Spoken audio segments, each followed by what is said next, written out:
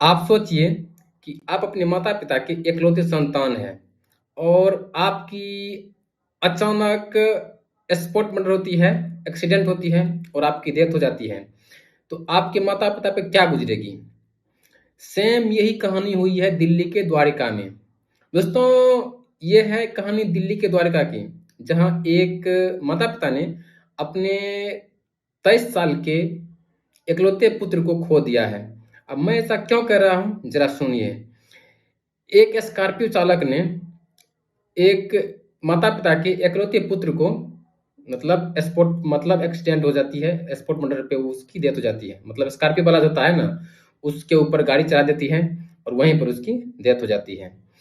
और जिसने उसको रौंदा है, जिसने उसको स्पॉट मर्डर किया है, उस लड़के को पुलिस पकड़ती है और जब उसका जहाँ मतलब तुरंत उसको पूछता है, तो उसकी उम्र बताई जाती है 19 ईयर मतलब 19 साल।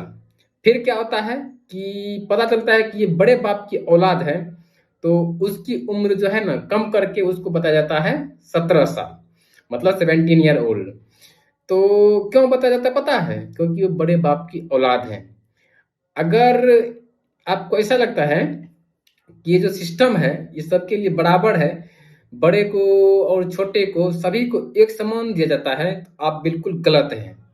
गलत इसलिए के है कि वो जो लड़का स्कॉर्पियो वाला था, वो उसको जो चिपा है, वो अपने रील्स के चक्कर में, मतलब लड़का रील्स बना रहा था और उसको स्पॉट मर्डर कर दिया है, मतलब मार दिया उसको। ठीक है। और जिस लड़के ने मारा उसको नाबालिग समझ के उसको तुरंत छोड़ भी दिया गया है। उसके ऊपर कोई भी कार्रवाई नहीं हुआ है। क्यों नहीं हुआ है बताइए?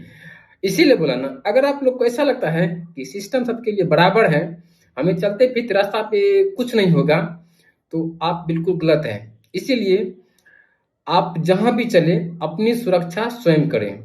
अपनी सुरक्षा स्वयं इसलिए करें कि कहीं भी कुछ भी हो सकती है।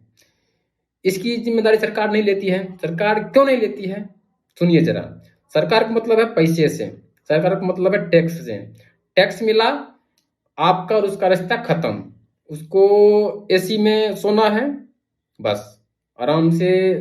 और इसके अलावा क्या है, अगर सिस्टम सबके लिए अच्छे से काम करेगी, सबको एक समान से देखेगी, तो जिस स्कॉर्पियो वाले ने उस साहिल को स्पॉट मर्डर किया है, उसके ऊपर कार्रवाई होनी चाहिए ना?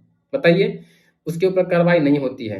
पहले वो बताया जाता है 19 साल, उसके बाद तुरंत चलता है पता कि ये फलानमा का बेटा है, उसकी उम्र कम करके उसको नाबालिग बता